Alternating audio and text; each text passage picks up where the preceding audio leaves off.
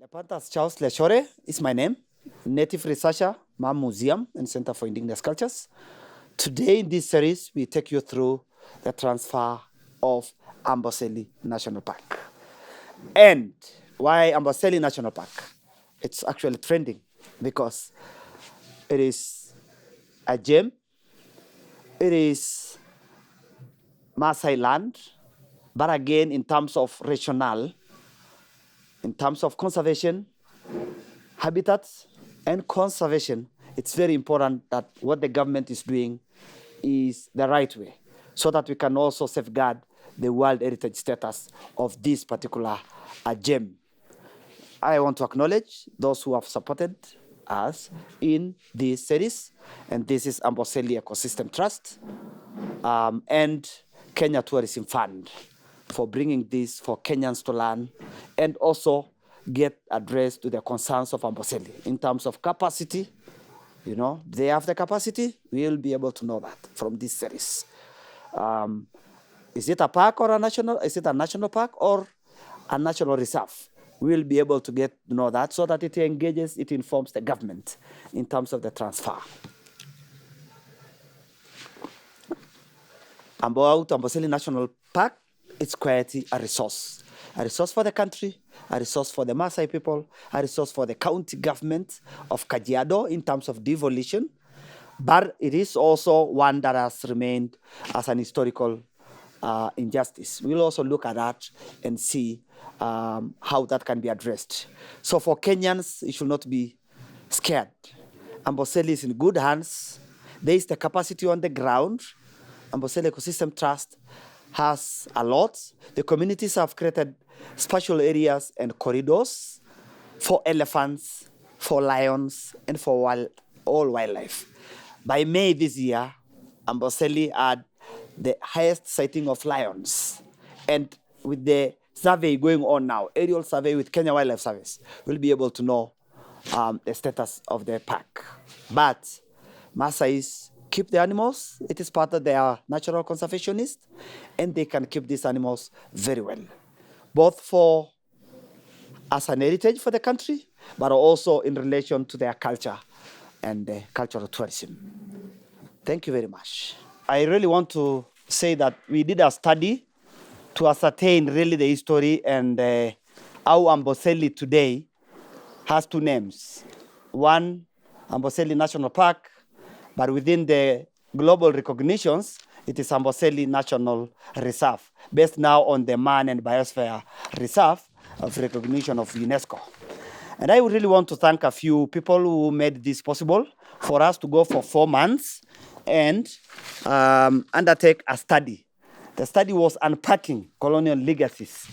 So really looking at what are the legacies that happened and how is it hunting Amboseli to date in terms of habitat, in terms of human-wildlife conflict. Why is there the increase of human-wildlife conflict? It's because it goes again back to colonial, pre- and post-independence, devolution, and even now, 13 years after devolution, and the election of the current president who announced that Amboseli will be reverted back to the Maasai. But it's also very important to know why did the president had to announce that?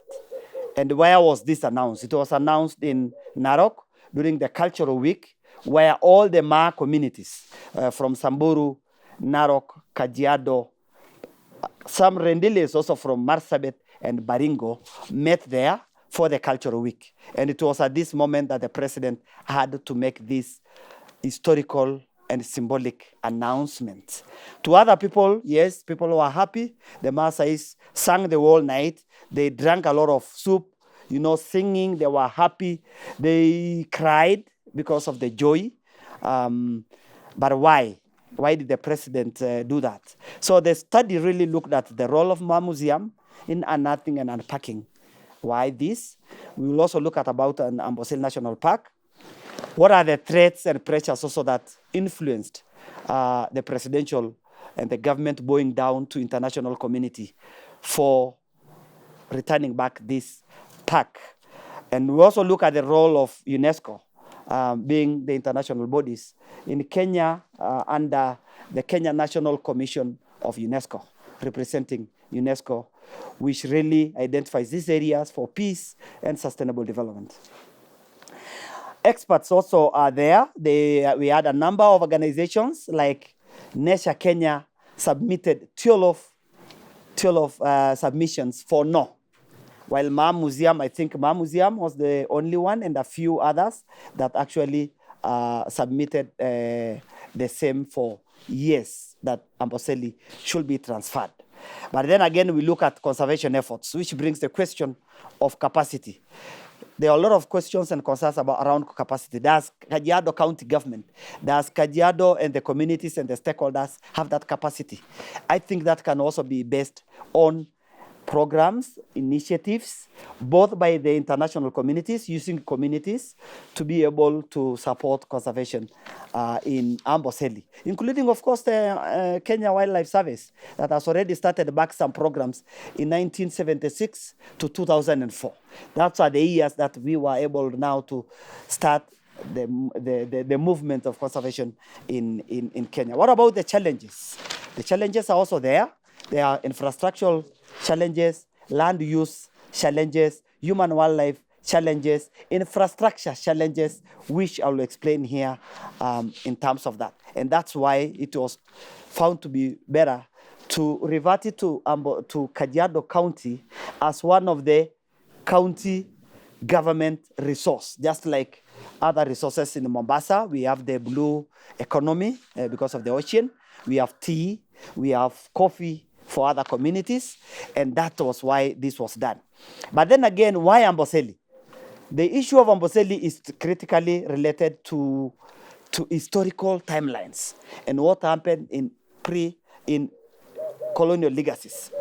But again, we look at Amboseli, and why the president did that was that the announcement was done in August in Narok, which is also a Masai Mara National Reserve, also owned and hosted by one of the communities of southern conservation areas that were created by colonialists. And then they gazetted it, the CS, the Cabinet Secretary for Tourism, had now to gazette this following the presidential directive that happened in Narok during the cultural week. I think the picture here shows that, and you can see the three Maasai governors within the devolution standing there with their Maasai style with those sticks. Now, the black sticks, as you can see, symbolize consent, that they have given consent for Amboseli to be refatted. The Maasais also in Amboseli will do the same thing, and will have a number of rituals and ceremonies that will go with that. So the Constitution of Kenya, Article 10, really guides how this should be taken in terms of public participation as a principle of public participation. And this happened in two forms. In Kajiado, it was undertaken in Maasai Technical School, and it was also done in Kimana, where the Maasais of the native indigenous communities were able to go and give their comments, their views of why it should be returned to them. And further, the committee that was created under the Gazettement Notice 1939 were able to go to former provinces of Kenya. So they went to Nakuru, they went to Mombasa, they went to Kakamega, to seek views. And the last one that they did was the one that happened last week on Wednesday. That's on the 10th of July, 2024. And the term of reference for the committee, for the National Committee, were very clear to look at the legal, environmental, and policy framework to inform now the transfer from the national government to the county government of Kajiado. I want to clarify that. Not from KWS to Kajiado County Council, no. KWS is just a body, a parastatal, that are mandated to take care of wildlife, and they have this expertise, and we have to appreciate them for having safeguarded Amboseli National Park for years. So bravo to Kenya Wildlife Service. But again, to understand why there is a lot of comments and views, for and against, as I said, on behalf of those for no was Nature Kenya. African Wildlife, the other one was the other one.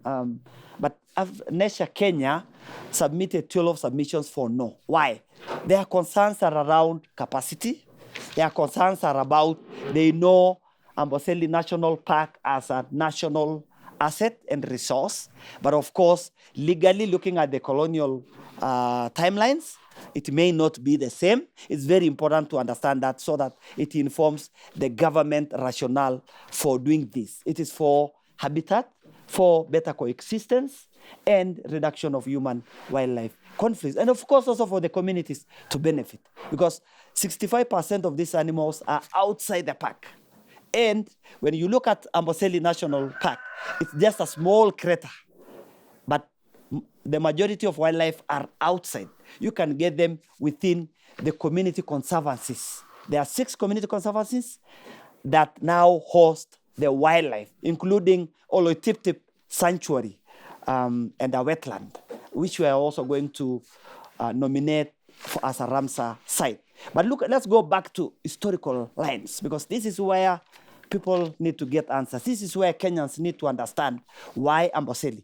In 1946, 1881, Johnson, an explorer, he was also called Johnson Jeremy, was able to cross, and it was very difficult for explorers to cross Kajiado, Maasai Land.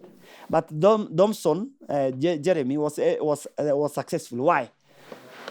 This British guy had his meno. I don't know how to call it. You know, the way Wazungus will remove their meno out. You know, they are detached. You can remove them. And the Maasai thought this Johnson is another Loibon, a white Loibon from Europe. And they gave him to cross. And he reached Amboseli in 1881. Saw this magnificent gem with wildlife, green vegetation, environment. And he just said, this is a wonder of the world. And because again of destruction that came out with the ranchers and some colonial settlers, in 1946, it was carved out of, Nairobi National Park was carved out of Maasai land and given to the government as a national park. So this is the park. It's the same time that also parks were created in Savo, Aberdare, and Mount Kenya. It's very important to know that. That was not Amboseli. The one that made, in 1946, that made the creation of Savo and Aberdare and Mount Kenya was Nairobi National Park. And we have the whole story here in this particular book that gives you the real national park. Even the animals that were there was an inventory of that. In 1906, there was a prohibition again, because again of protection of wildlife, there was prohibition of sport hunting, which now is happening in Tanzania. 3 of the elephants that have been safeguarded and studied by Amboseli Elephant Trust in the Elephant Research Center in Amboseli, 3 of the elephants already are killed. The land was taken, and they have been in pain. That's why, of course, human-wildlife conflict have been rising. They can wake up and kill 6 lions or even kill 6 elephants. The village that is well known to lead the Maasai in that is Mbirikani, where the Big Wildlife Foundation works. And that's also where they came up with very good initiatives, like the Maasai Olympics, to have the Morans, go into Olympics and not kill lions. When it comes again to 1948, it was now when again the Maasais resisted the movement to start and establish national parks. And the first Maasai to be posted to Amboseli National Park was called Daniel Sindio, who suggested that the park should be named after Maasai Park, Maasai National Park, right? So that now brings again his idea, his vision, that as we move on to name parks, then Amboseli should be named Maasai National Park, which did not go very well because there was a lot of resistance. But again, in 1961, again the colonialists returned Amboseli National Park, Amboseli Game Reserve, back to Olkejiado County Council.